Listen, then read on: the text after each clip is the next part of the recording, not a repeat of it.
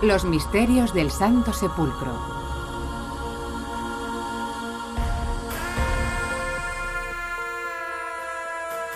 La Ciudad Santa, un lugar de gran simbología mística y religiosa que cada año visitan miles de creyentes y turistas fascinados por su atractivo.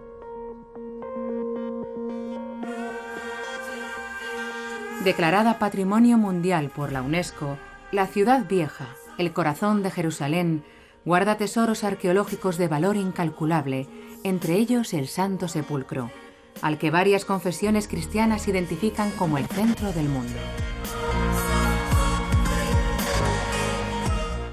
Los cristianos creen que aquí tuvo lugar el acontecimiento más importante de la historia: la resurrección de Cristo, la victoria final de la vida sobre la muerte y la prueba de la grandeza inconmensurable del Hijo de Dios, el único profeta resucitado en cuerpo y alma para la vida eterna. Pero la resurrección de Jesús ¿es solo un dogma de fe o podría sustentarse en hechos históricos? Una cuestión que han abordado muchos estudiosos que, sobre todo en el siglo pasado, se preguntaban si los evangelios, lejos de ser una mera ficción, podrían reflejar una realidad.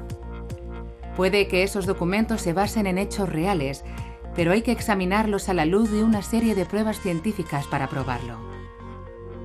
Las pruebas que se hallaron en el Santo Sepulcro hace unos 2000 años y a las que aún hoy, empleando los métodos más avanzados, no somos capaces de dar una explicación científica concluyente. ¿Qué misterio se esconde este lugar? ¿Y qué pasó realmente en esas pocas horas en las que el cuerpo de Jesús yació en él? A Jesús lo metieron en el sepulcro un viernes al atardecer, y en la madrugada del domingo la tumba estaba vacía. Solo se encontraron las prendas funerarias. No sabemos qué ocurrió cuando Jesús resucitó de entre los muertos, pero sí conocemos, gracias a los 4 evangelios, las reacciones de los discípulos que visitaron el sepulcro tras su resurrección.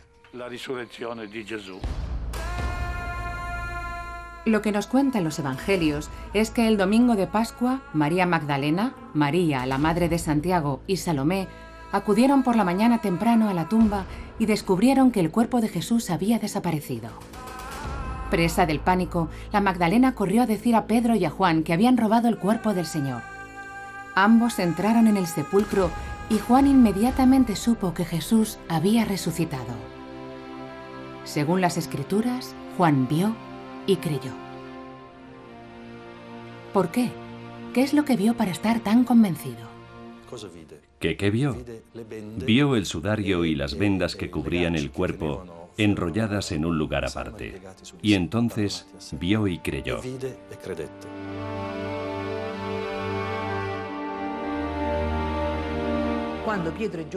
Cuando Pedro y Juan entraron al sepulcro, solo vieron el sudario, ozonia keimena, que solemos traducir como las vendas. Aunque el término ozonia keimena vendría a ser algo así como las telas tiradas en el suelo. Vieron el sudario que envolvía su cabeza, doblado en un lugar aparte. Según Antonio Persili, un biblista católico ya desaparecido que dedicó varias décadas al estudio de los versículos evangélicos que hablan de la resurrección, fue el modo en que estaban colocadas esas telas lo que hizo que Juan se convenciese del milagro. Aunque el cuerpo de Jesús no estaba, el sudario se encontraba ligeramente elevado, como si aún cubriera el rostro del Salvador, mientras que el resto de la mortaja estaba sobre la superficie. Como si Cristo se hubiera volatilizado, dejando allí, sin quitárselas, las prendas funerarias. Según los evangelios, Jesús se transfiguró en una forma corporal diferente, pero parecida a su morfología terrenal. Es decir, una forma corporal plena de luz, gracias a la cual pudo traspasar las telas sin alterar su forma. Lo mismo que después franquearía las puertas del sepulcro para seguir viviendo eternamente con otra apariencia. Se trata de un milagro muy diferente al de la resurrección de Lázaro, porque según leemos en el Evangelio de San Juan, cuando Jesús le ordenó que saliera de la tumba, echó a andar con la vestidura funeraria cubriéndole el cuerpo. Se supone que Lázaro, al resucitar, se libraría de las prendas funerarias y saldría del sepulcro medio desnudo. En otras palabras, aún le cubrirían en parte aquellas vestiduras, las tiras de tela que utilizaron para envolver su cadáver antes de darle sepultura. Pero solo unas pocas, como es obvio. De lo contrario, no habría podido caminar. Además, Lázaro solo había aplazado su cita con la muerte, mientras que, según la Biblia, Cristo resucitó en cuerpo y alma por los siglos de los siglos.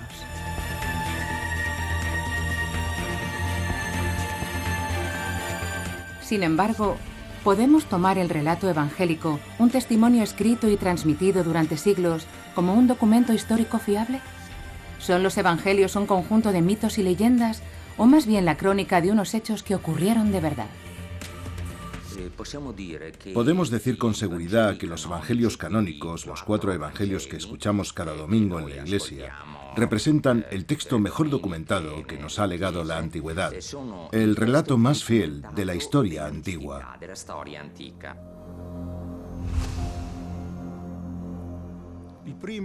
Las pesquisas deben empezar por los textos en sí. Hay que partir de los propios evangelios en aras de entender si los hechos que cuentan de Jesús son históricamente exactos. También hay otra opción, que es sin duda más empírica, aunque asimismo me atrevo a decir, menos popular. Se trata de cotejar los evangelios con otros textos escritos. En otras palabras, ¿los manuscritos dogmáticos que conservamos son tan antiguos como parecen?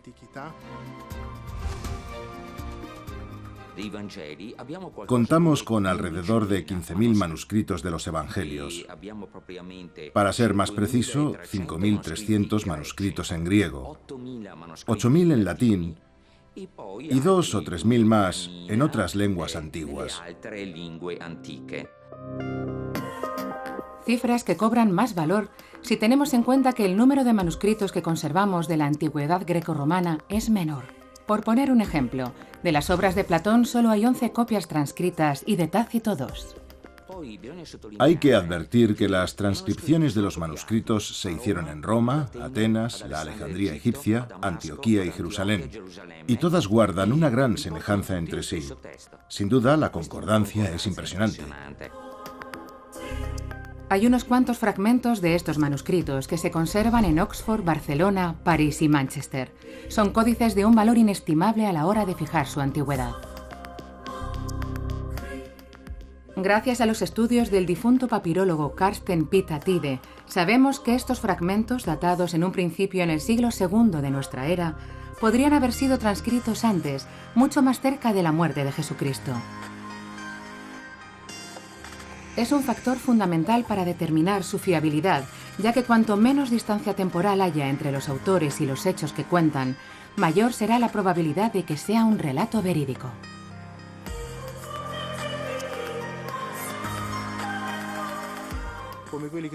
Tomemos como ejemplo el de Oxford.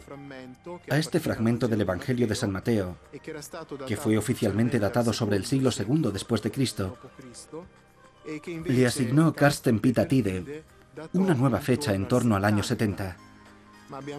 Pero también hay un fragmento del Evangelio de San Lucas en el papiro 4 de París. Carsten Pita Tide lo estudió también, aunque menos que el de Oxford.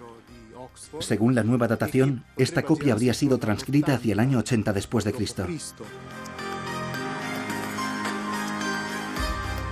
El papiro Ryland es otro manuscrito con pasajes del Evangelio de San Juan. Se conserva en la biblioteca John Rylands de la Universidad de Manchester y es uno de los fragmentos más antiguos que tenemos del Nuevo Testamento. Según el canon oficial, se remonta al año 125 después de Cristo, aunque para Tide era más bien de la década de los 80 del siglo I.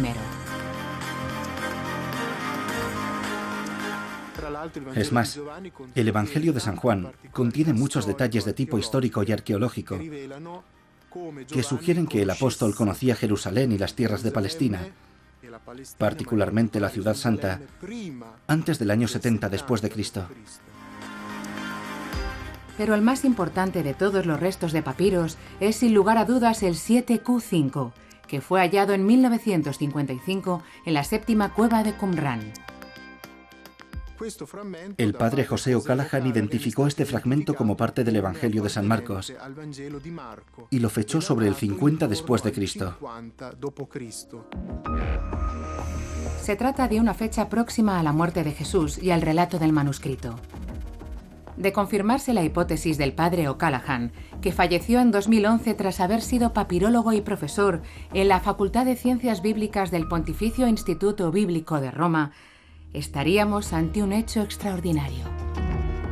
Si el Evangelio de San Marcos fue escrito hacia el año 50 después de Cristo, y este fragmento apunta a que por entonces hubo ya una copia completa del texto sagrado, habría que colegir que esa copia partía de otro manuscrito quizá más antiguo y que tal vez hubiera ya un Evangelio de San Marcos en los años 40. Si es así, lo que leemos en este Evangelio, y en especial todo lo que gira en torno a la muerte y resurrección de Jesús, sería un relato histórico de enorme verosimilitud. Pero la muerte y resurrección de Jesús no solo se mencionan en los Evangelios. No solo disponemos de fuentes cristianas, también contamos con otras fuentes que se podrían definir como paganas, o en todo caso, de no creyentes.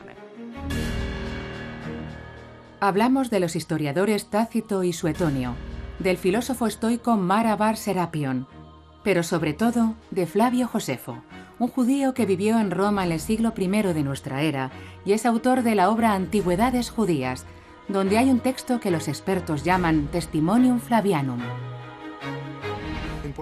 Al ser judío, Flavio Josefo tendría información, si no de primera mano, sí conseguida directamente de la fuente original.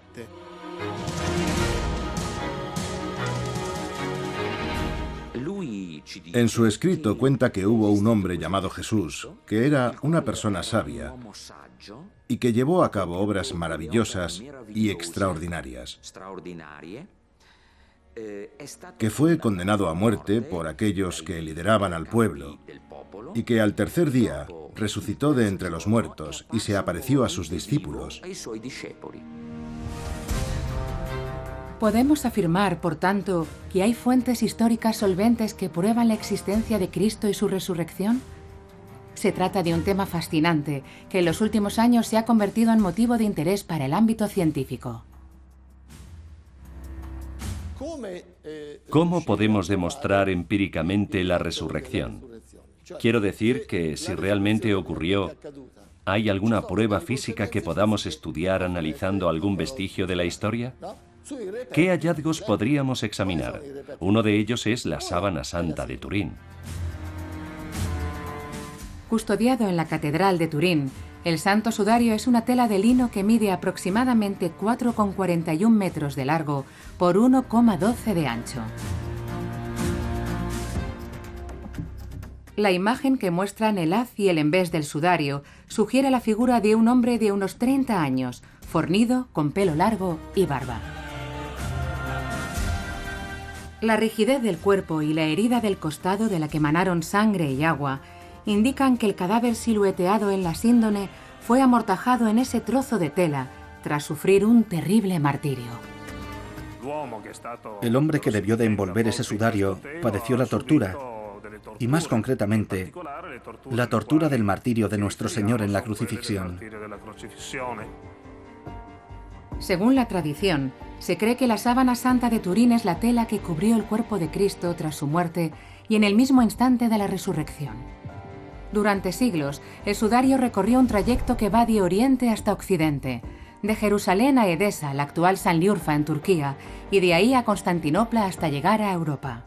Los restos de polen de varias plantas que se han identificado en el tejido confirman el origen oriental del Santo Sudario. Se ha registrado polen de más de 70 plantas diferentes en la síndone. Y lo más interesante es que más de la mitad de ellas no existe en Europa, pero sí son muy comunes en Oriente Próximo. Hay alguna particularmente singular, como la Zygophyllum dumosum, que solo crece en la península del Sinaí y en ningún otro lugar.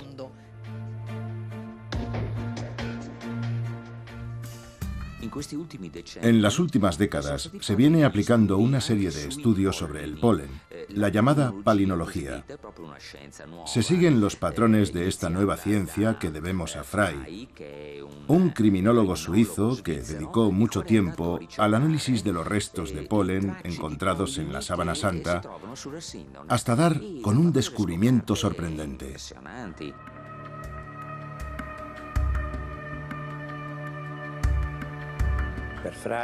Frey identificó polen de unas plantas que proliferan en un área situada en los montes de Judea. Y es cierto que al menos 3 de ellas, sobre todo la Gundelia tourneforti, solo se encuentran juntas en esa región del mundo. Se han encontrado restos de 3 tipos de plantas en la Sábana Santa, y el único lugar de la tierra donde se solía colocar flores sobre el cuerpo de los difuntos era entre Jerusalén y Hebrón. Hay 8 especies que solo se pudieron recoger para adornar el cadáver entre los meses de marzo y abril. Es un dato a tener en cuenta, ya que según los evangelios, Cristo fue crucificado en abril.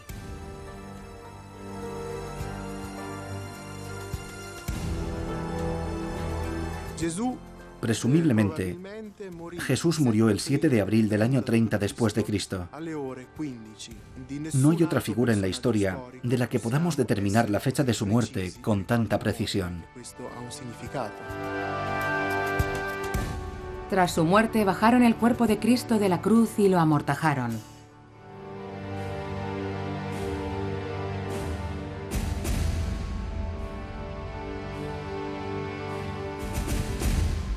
Primero le cubrieron la cabeza con un paño, y luego envolvieron su cuerpo en un sudario y lo llevaron, según la costumbre judía, al Santo Sepulcro para enterrarlo.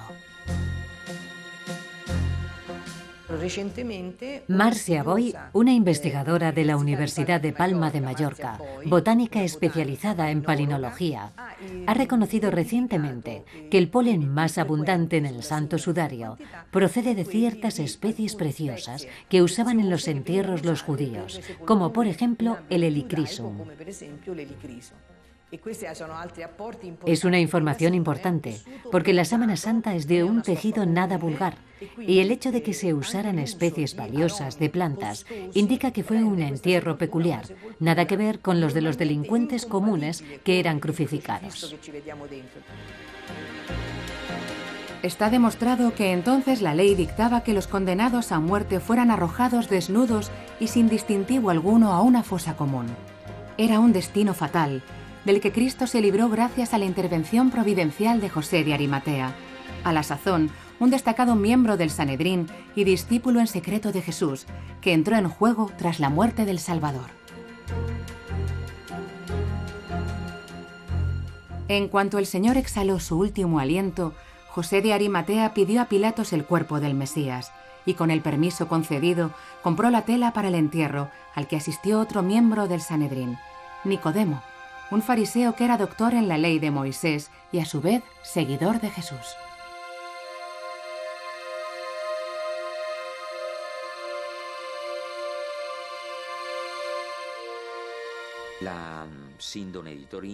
La síndone de Turín tiene una serie de características propias de las prendas funerarias que se usaban en el siglo I después de Cristo. Me refiero, en concreto, a su costura denticulada, tejida en forma de Z, y que es típica de ciertas telas antiguas.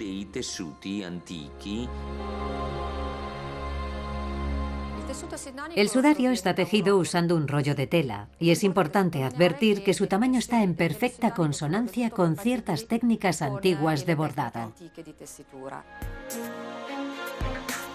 Algunas investigaciones apuntan a que el rollo de tela que compró José de Arimatea no solo se empleó para tejer el sudario, sino también el resto de retales que envolvían el cuerpo de Jesús, a excepción tal vez del paño que le colocaron en la cabeza cuando lo bajaron de la cruz, como dice el Evangelio de San Juan. Coincide perfectamente los orificios nasales y la boca con las distintas salidas de líquido. La sangre que tenemos en la parte frontal, en la parte del rostro, es sangre que ha salido post-mortem, está mezclada con líquido pulmonar. Según la tradición, la sábana santa se encuentra en la actualidad en España, en la Catedral de Oviedo. El análisis de las partículas de polvo y polen parece confirmar que llegó desde Jerusalén a través de una ruta de varios siglos. Si nos basamos en el polen analizado, se diría que el santo sudario de Oviedo emprendió un viaje hacia el oeste hasta alcanzar el mar Mediterráneo, para luego seguir su periplo y llegar a Asturias, en España, donde hoy todavía se encuentra. Esta es la ruta que sugieren esos análisis y que es comúnmente aceptada.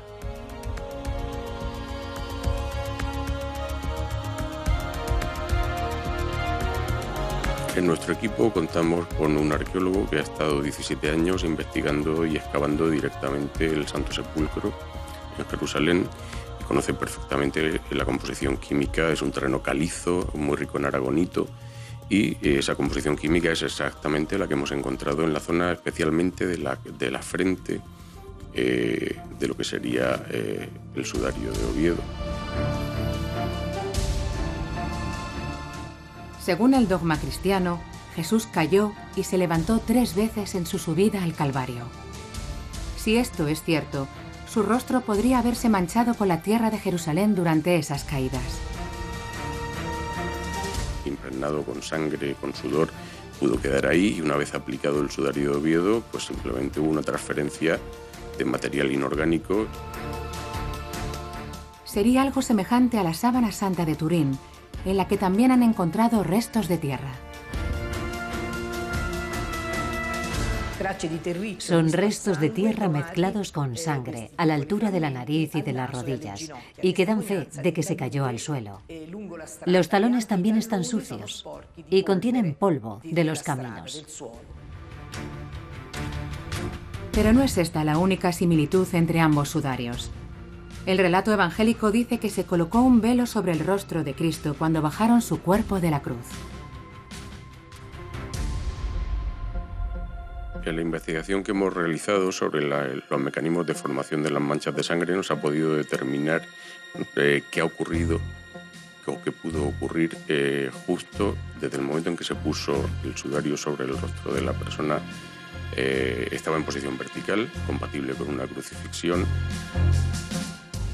Las manchas del lienzo sugieren que la sangre y el líquido del tejido pulmonar procedían de la nariz y la boca del rostro que el sudario envolvía, lo que probaría que la persona en cuestión falleció por asfixia, una muerte perfectamente compatible con la de Cristo que describen los evangelios y con la del hombre envuelto en la sábana santa de Turín.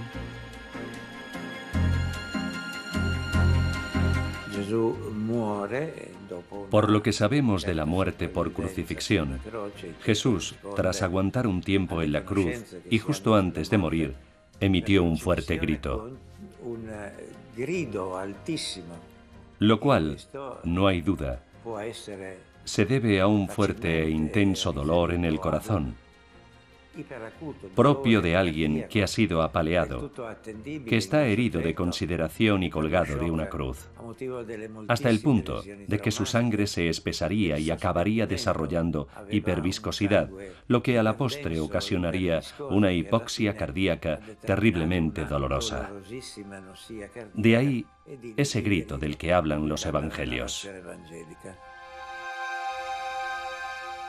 Además, los restos de sangre del sudario ovetense corresponden al grupo AB, el mismo que en la sábana santa de Turín. Por tanto, la síndone de Turín y el santo sudario de Oviedo podrían ser las prendas funerarias de las que habla Juan en su Evangelio. Pero ¿por qué se cubrió con un lienzo el rostro de Jesús nada más descender de la cruz? Si el difunto sufría una muerte espantosa, había que recoger su sangre y enterrarla con él, porque la sangre derramada en un accidente o debido a la tortura debía acompañar al cuerpo en la sepultura. Según la tradición, esa sangre forma parte del cuerpo y la muerte no debe separarlos.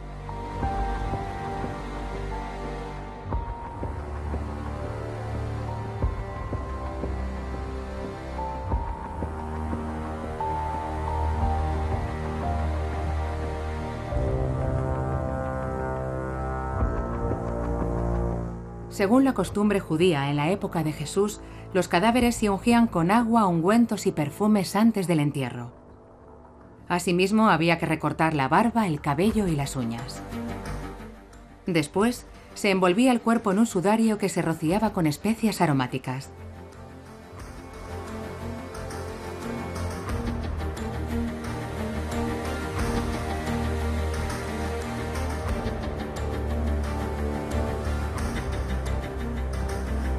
En caso de muerte violenta, el procedimiento era diferente.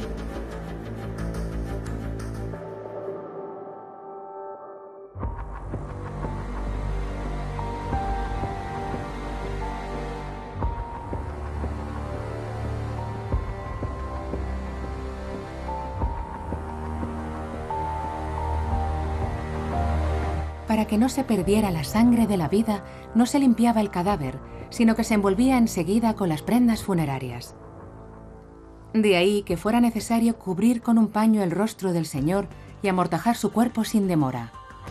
De esta forma, la sangre del sudario reflejaría las señales del martirio.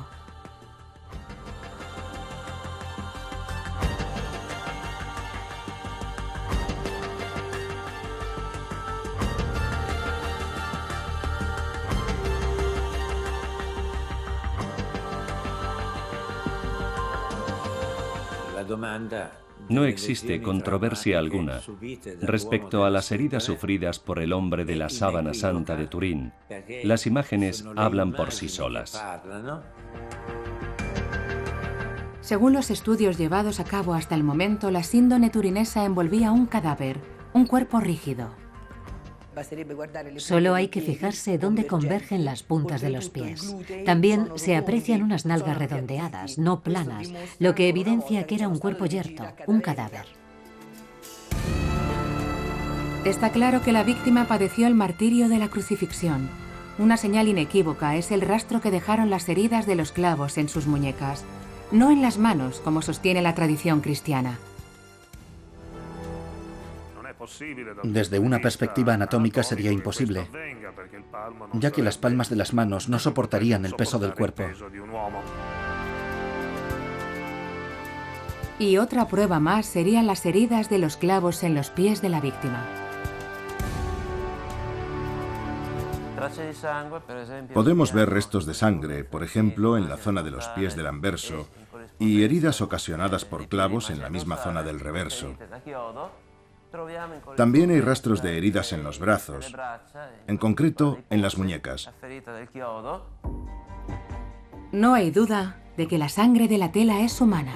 Se comprobó que efectivamente las manchas de sangre corresponden a sangre y sangre humana. Incluso se estableció el tipo de sangre AB. Se trata de sangre masculina. Hemos obtenido los cromosomas X e Y. La sangre está muy deteriorada porque es muy antigua.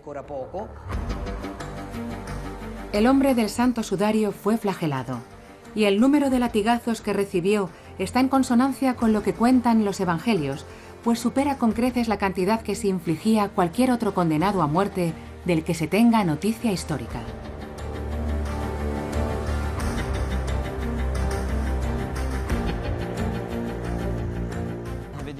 Fijémonos por un momento en la reconstrucción de la flagelación. He contado más de 370 azotes, basándome en un estudio analítico de la imagen. Si examinamos ahora la parte trasera, podemos ver, sobre todo en el área de la espalda, las huellas de los latigazos. En la cabeza del hombre crucificado se colocó una corona de espinas, un elemento que se adecúa perfectamente al relato evangélico y del que no hay constancia en ningún otro crucificado. Las heridas en torno a la frente, las sienes y la nuca se deben a una corona de espinas. Yo mismo descubrí señales de espinas que son visibles en la Sábana Santa y que nos remiten directamente a las Sagradas Escrituras. El texto bíblico dice que tras coronarlo, los soldados humillaron a Jesús golpeándole en la cabeza con una caña. Esta vara es un tallo de Aarón Dodonax. Se cree que es el tipo de caña que se menciona en los Evangelios. Aquí pueden ver el nudo con restos de hojas, que es exactamente lo mismo que muestran las fotografías del Santo Sudario. Otro factor de interés son las piernas del hombre de la Sábana Santa, que igual que Jesús, no las tiene rotas, según era costumbre hacer con los delincuentes comunes condenados a la cruz para acelerar su muerte, mientras que el costado fue atravesado por una lanza. Tras la laceración, según los evangelistas, brotaron agua y sangre. La herida del costado derecho es relevante porque aporta más información sobre cómo murió el hombre de la Sábana Santa. Aquí vemos por un lado los glóbulos rojos y por otro el suero de la sangre. No es algo que pueda percibir el ojo humano. Hay que verlo a través de una luz ultravioleta. Por último, hay trazas de putrefacción en la tela, algo que suele empezar a las 40 horas del deceso. Gracias a una serie de experimentos, se estima que el cadáver estuvo unas 36 horas envuelto en el sudario, lo que coincide con la descripción del Evangelio. A lo que se añade que, según los análisis, no parece que nadie liberara el cuerpo de las prendas funerarias. No hay signos de arrastre en la síndone, lo cual descarta que fuera retirada del cuerpo. No hay señal de manchas o de algún movimiento de arrastre. Los coágulos de sangre de los bordes no demuestran que se moviera ni un milímetro. Es como si el cuerpo se hubiera liberado del sudario sin esfuerzo.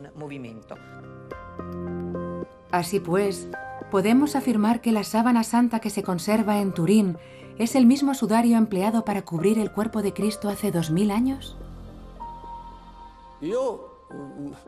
No creo que algo así se pueda probar científicamente.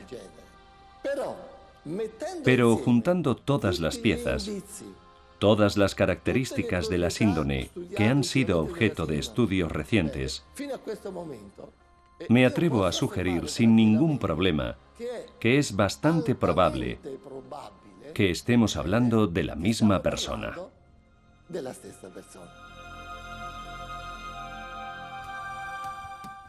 Como tantos otros, yo también he calculado qué posibilidades hay de que la Sábana Santa sea auténtica. Y mis resultados arrojaron una probabilidad del 100%. El hombre del Santo Sudario es Jesús de Nazaret. Casi no hay margen de error al respecto. Pero desde un punto de vista científico, no se puede afirmar con absoluta certeza, ya que las pruebas se basan en criterios subjetivos. Pero si era la prenda funeraria que envolvió el cuerpo de Cristo, ¿dónde está el cuerpo? ¿Es posible que el Señor resucitase a la vida eterna? En el año 2000 apareció una estela de piedra con una inscripción en hebreo, al este de Qumran. En ese epígrafe hebraico, al parecer, se habla en sentido figurado de la resurrección de cierta persona. Se cree que esa persona podría ser un tal Simón, uno de los revolucionarios que tras la muerte del rey Herodes reivindicó el trono de Israel. La inscripción se remonta al año 4 a.C. y demuestra de manera irrefutable, nadie puede afirmar lo contrario, que en la época de Jesús había un texto profético y apocalíptico que anunciaba la resurrección de un hombre al tercer día de su muerte.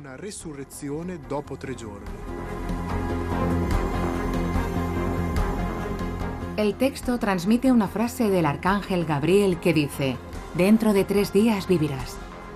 Los fariseos se lo comentaron a Pilatos una vez muerto Jesús: «Señor, cuando estaba vivo, aquel embaucador dijo: al 3er día resucitaré».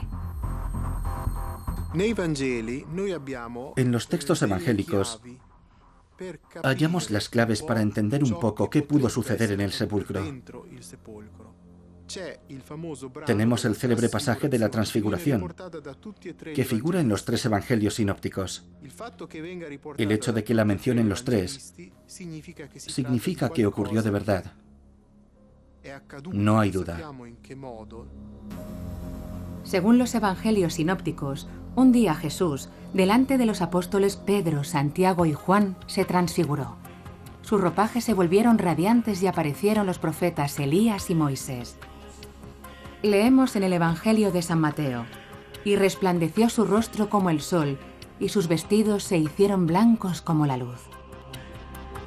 Cuando la transfiguración tocó a su fin, Cristo ordenó a sus apóstoles: «No contéis a nadie la visión hasta que el Hijo del Hombre resucite de entre los muertos». Se trata de un hecho de gran relevancia. ¿Por qué? Pues en primer lugar, porque demuestra que Jesús podía cambiar su aspecto físico en cualquier momento. Pero hay otra cuestión importante, y es la que se refiere a la luz. No se le suele prestar toda la atención que merece, pero esa luz de la transfiguración nos está diciendo qué pudo haber pasado dentro del sepulcro. En el año 2005, estaba una noche en casa con la televisión puesta mientras hojeaba unos papeles. De pronto, me di cuenta de que estaban emitiendo un programa sobre la sábana santa. Y al ver las imágenes del sudario, me vinieron a la cabeza algunas cosas que había encontrado en el laboratorio. El físico Giuseppe Baldacchini, exdirector del Centro de Investigación Enea de Frascati, empezó a investigar aquel material y encontró unas telas que hacía tiempo habían sido expuestas a rayos ultravioletas. Encontré esos experimentos y me di cuenta de que podrían ser de utilidad para estudiar la imagen de la sábana santa.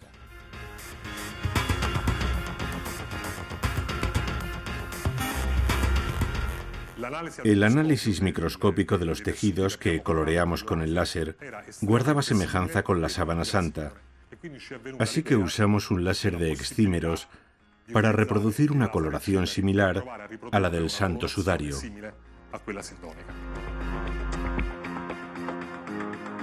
El equipo de investigación, bajo la dirección de Giuseppe Baldacchini y con la colaboración del sindonólogo Giulio Fanti, hizo una serie de pruebas con el láser de excímeros, un aparato que emite breves e intensos golpes de luz ultravioleta.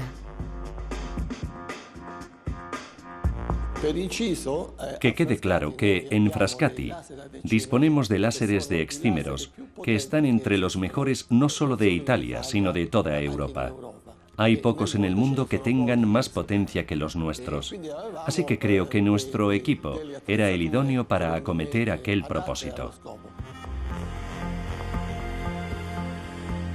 Siguiendo un método científico y gracias a la radiación electromagnética, es decir, a la luz ultravioleta que es rauda e intensa, demostramos que es posible obtener una coloración parecida a la de la sábana santa.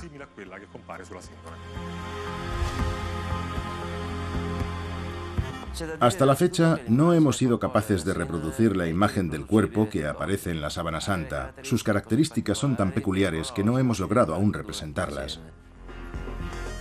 Los análisis realizados en las últimas décadas han servido para demostrar que la figura de doble cuerpo que aparece en el haz y el envés de la tela es en todos los aspectos un negativo fotográfico. Ese es uno de los grandes misterios que rodean a la sábana santa, ya que los conceptos de negativo y positivo no se introducen hasta la invención de la fotografía. Y es enigmático que antes de que ese tipo de conocimientos estuvieran a la orden del día, se jugara con los efectos de la luz y la sombra, logrando invertirlos en el resultado final. Las investigaciones descartan la posibilidad de que la imagen sea una pintura. Menos probable aún es que se deba a la putrefacción o a la sangre, ya que no hay rastros de descomposición en ella y la sangre solo aparece cerca de las heridas. De ahí la teoría de la radiación.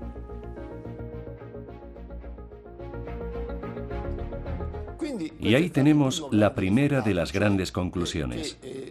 En pocas palabras, si la hipótesis de la radiación es correcta, un brevísimo destello de luz pudo haber generado la imagen de la sábana santa.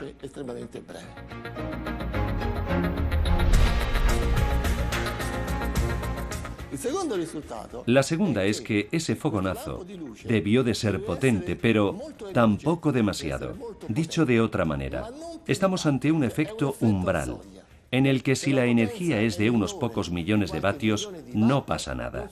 Y si alcanza unos cuantos cientos o miles de vatios, puede quemar. Eso hace que todo pase en un lapso de tiempo muy corto, y solo en ese lapso temporal podemos conseguir la imagen que andamos buscando. La tercera conclusión tiene que ver con la profundidad de la imagen, ya que una de sus características es que solo toca superficialmente la sábana santa. Si observamos el sudario por un microscopio, veremos que los colores solo rozan las fibras superiores del tejido de lino. Pues bien, la imagen de la síndone es algo extraordinario. Si extrajéramos una hebra de lino de la zona donde aparece la imagen y la aumentáramos 300 veces, sería como este puñado de pajitas de refresco, que viene a simbolizar la hebra y cada una de las fibras. Cada fibra tiene un diámetro de entre 10 y 20 micrómetros o milésimas de milímetro. Si tomáramos ahora una hebra de la imagen frontal, del rostro, en este caso, vendría a ser más o menos esto: una ristra de fibras de color rojo junto a otras incoloras. Además, el color que rodea la circunferencia es uniforme. Hay color incluso por detrás, lo que hace que si un artista hubiese querido pintar la sábana santa, habría tenido que emplear un pincel con una sola cerda, gruesa como una fibra, y prácticamente invisible, con la que también tendría que haber pintado el reverso de la tela.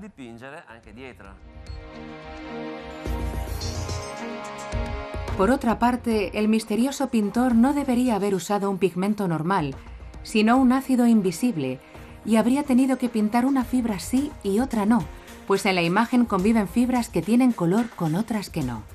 Pero lo que es aún más asombroso es el pormenorizado análisis de cada fibra cromática por separado.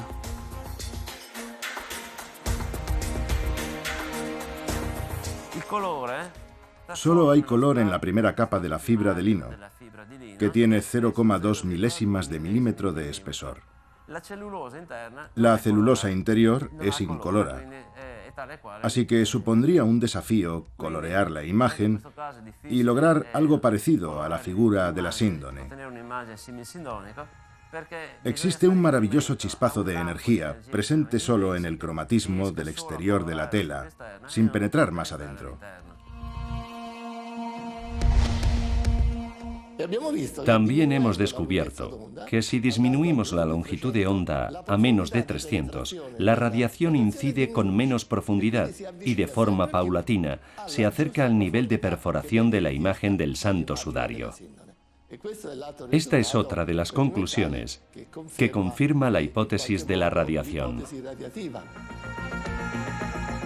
Por lo tanto, los análisis confirman que fue la radiación la que generó esa imagen corporal. Eso significa que, al parecer, cierto tipo de energía se propagó desde el mismo material textil y fue consumiéndose poco a poco, dejando en el sudario una imagen impresa que contiene elementos tridimensionales. Hoy en día podemos colorear unos 3 o 4 centímetros cuadrados de lino con un láser de extímeros. Para que se hagan una idea, harían falta unos 10.000 láseres de este tipo, actuando cada uno con independencia de los demás, para conseguir una imagen de cuerpo entero, de frente y de espaldas. Se necesitaría más energía que la que cualquier laboratorio del mundo puede generar para un solo experimento. Otro método científico para obtener una coloración similar a la de la sábana santa, aparte del láser de exímeros, es la descarga con efecto corona, generada por un intenso campo eléctrico.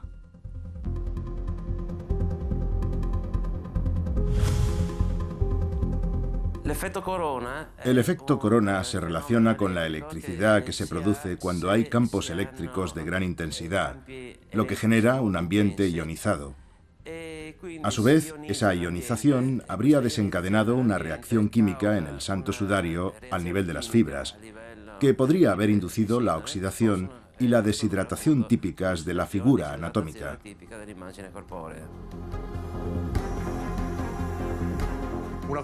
Lo que comparten ambos experimentos es que para obtener una imagen completa de un cuerpo, por delante y por detrás, más o menos unos 17.000 centímetros cuadrados, se precisan aparatos que aún no se han inventado.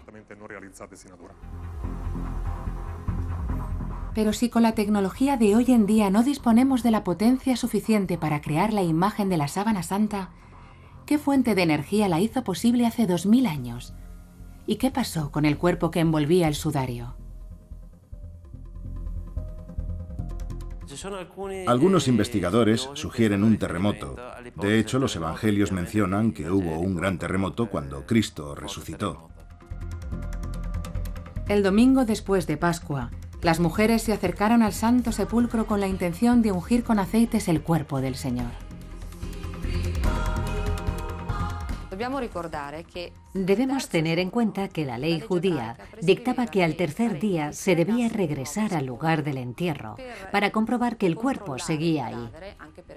También para asegurarse de que no se trataba de una muerte aparente o para completar las tareas funerarias en el caso de que hubiera necesidad de ello.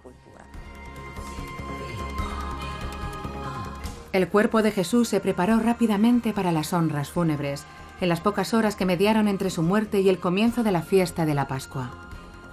Lo llevaron desde el Gólgota a la piedra de la unción envuelto en el santo sudario, salpicado con especias y atado con vendas, hasta que fue depositado en el interior del sepulcro que había dispuesto José de Arimatea.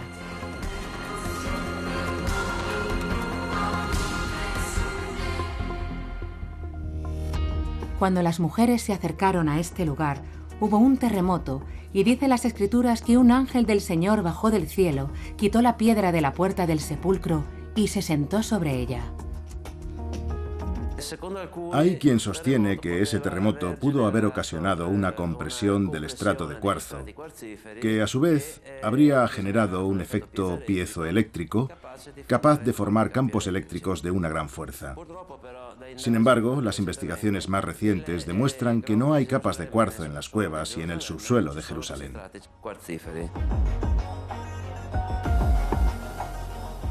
Hay una segunda hipótesis que apunta hacia el gas radón, un elemento que se puede liberar en los terremotos.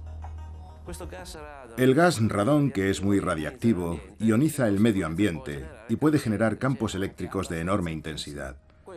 Podría ser la causa, o mejor dicho, el conjunto de causas, que propiciase la formación de la imagen. Pero son casos muy raros que no nos proporcionan una explicación satisfactoria. También se descarta la conjetura de un rayo globular, porque el sepulcro estaba cegado por una piedra. Así pues, ¿qué es lo que generó la energía necesaria para que la imagen de un hombre quedara estampada en la sábana santa? Para arrojar luz sobre este fenómeno nos vemos obligados a recurrir a hechos inexplicables o nada científicos. Pero es que es algo que no se puede aclarar en un laboratorio. Celebro que hasta la ciencia haya tenido que parar, porque no consigue explicarlo ni llegar hasta la causa última. No es capaz de cerrar el círculo, por decirlo así. Llegados a este punto, la ciencia viene a ser, por paradójico que suene, una suerte de validación de la fe, ya que en última instancia fracasó en su intento de determinar el origen de la imagen. Pero se ha abierto a la increíble posibilidad de que el origen de la imagen resida en un haz luminoso breve, rápido y de una energía extraordinaria. Esto para los creyentes es una confirmación de que la resurrección fue posible. Un haz de luz, pues. ¿La misma luz que vieron los apóstoles en el rostro de Cristo durante la transfiguración? La energía que causó aquel fenómeno está aún por descubrir. Tendremos que seguir esperando las respuestas, pero la sábana santa de Turín y el santo sudario de Oviedo ya no son meras reliquias, sino testimonios reales de un pasado histórico, que sumen a la ciencia en el desconcierto y estrechan los límites que la separan de la fe.